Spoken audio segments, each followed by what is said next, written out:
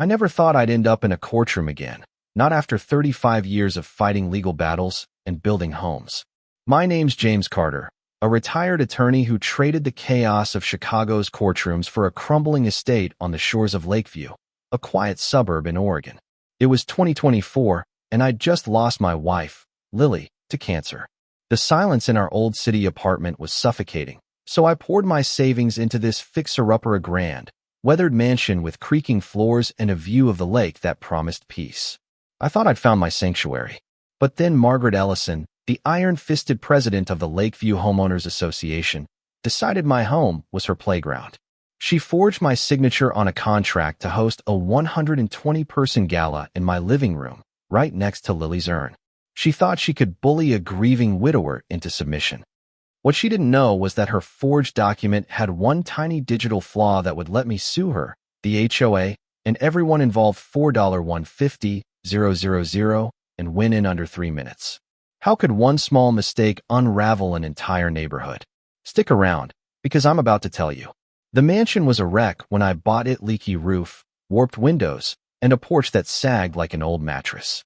But it had soul, the kind Lily and I always dreamed of restoring together.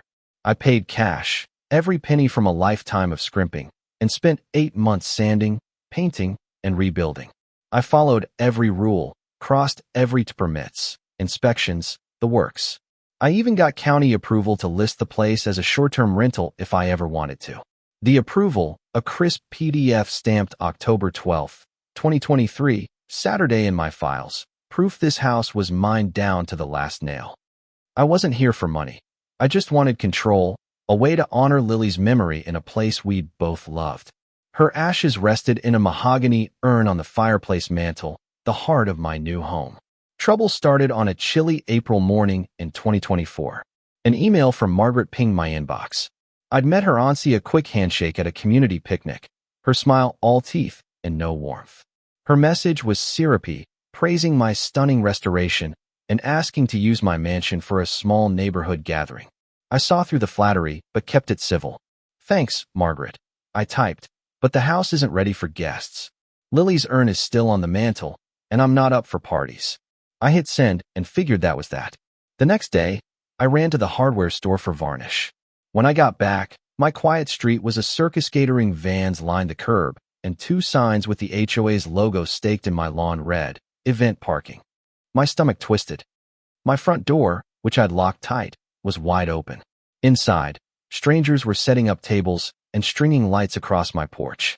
A chef in a white coat grinned at me. "You must be James. This place is perfect for tonight's bash." I stood there, speechless, as he showed me a contract on his phony rental agreement for my house, complete with my digital signature, the one I'd used for legal filings for decades. I'd never seen it before. He mentioned 120 RSVPs and a deposit from Margaret. This wasn't a mix-up. It was a violation, a calculated invasion of my grief. I didn't yell. I locked the front gate, a heavy steel one I'd installed myself, and told the caterers to pack up. "This is private property," I said, my voice steady from years in court. "You're trespassing." They left, confused but compliant. Then I called Margaret. Her cheer was fake as plastic. "James, don't be difficult." She snapped when I told her there was no event. "The neighborhood's counting on this. Stop being so selfish." Selfish? For wanting peace next to Lily's urn? That's when I knew this was a power grab, not a mistake. I asked the caterer to email me the contract. On my laptop, I spotted the flaw immediately. The PDF was dated April 15th, 2024, but its metadata hidden data like a file's digital fingerprint showed it was created on March 10th, weeks before Margaret's request. She'd forged it long before asking me, planning to steamroll me from the start. I sent the file to my nephew, Tom, a tech-savvy paralegal. He called back in 10 minutes. "Sloppy work, Uncle James," he said. "The metadata's a dead giveaway. She created this thing a month early." That was my first piece of evidence. Then came the HOA's next movie, an email claiming I'd violated bylaws by canceling a pre-approved event, fining me $3,000 a day until I opened my gate. They said I'd given Margaret a verbal agreement. My blood boiled, but I stayed calm. I'd installed a Ring doorbell camera when I moved in, recording every visitor. I checked 2 months of footage. Margaret. No HOA, just delivery guys and a stray cat. Their verbal agreement was a lie. Then my neighbor, Mike, a gruff ex-mechanic who loathed the HOA, forwarded me another email from Margaret to the HOA group. James is struggling, it read. He's bitter, like single men often are. Don't worry, I have the keys. Keys. I hadn't given anyone keys. This was trespassing, maybe worse. I prepared like I was back in court. My kitchen table became a war room: legal pads, coffee, and a folder labeled Ellison, forgery, trespass. I wrote a guide for myself. How to prove it. Tip 1. Check metadata. On my Mac, I opened the PDF's inspector.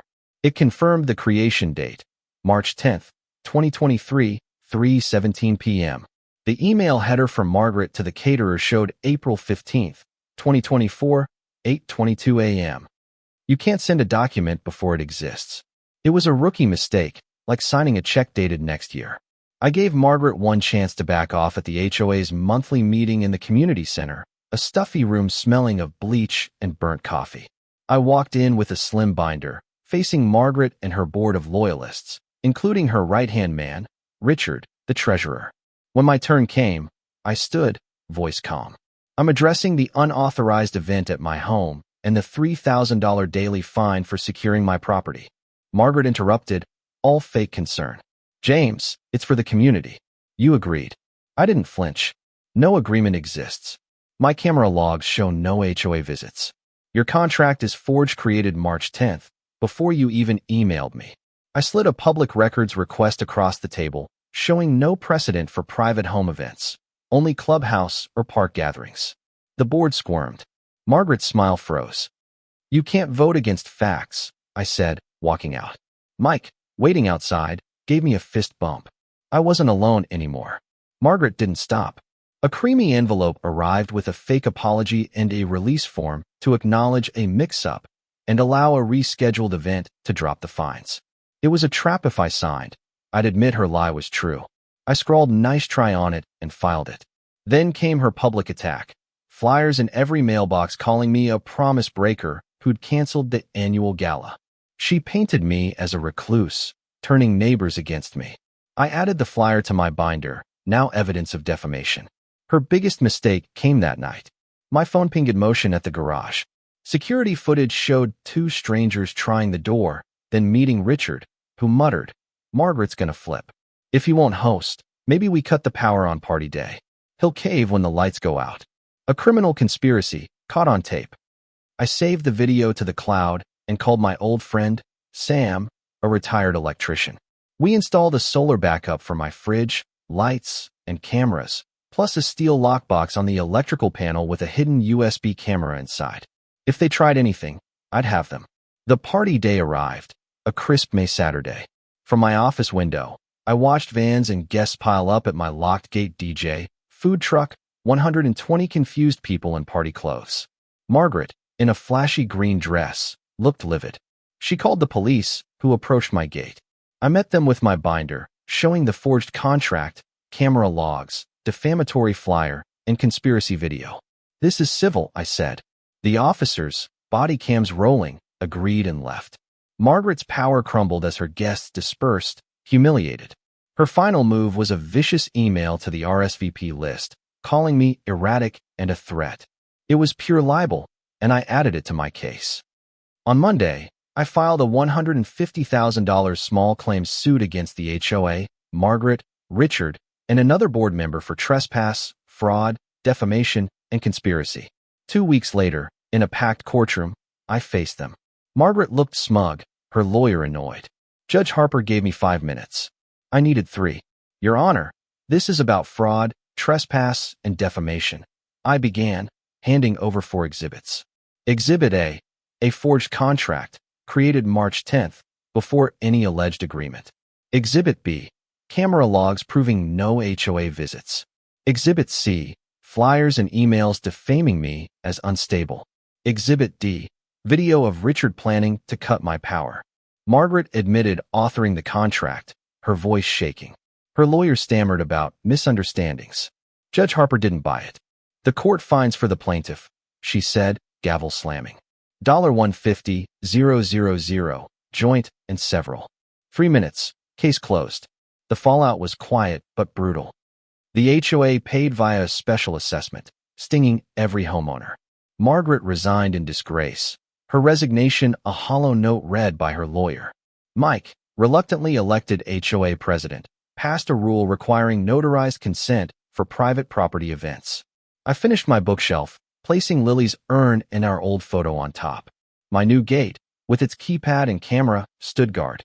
I'd fought a war I didn't want, but I won with truth, not noise. So what do you think?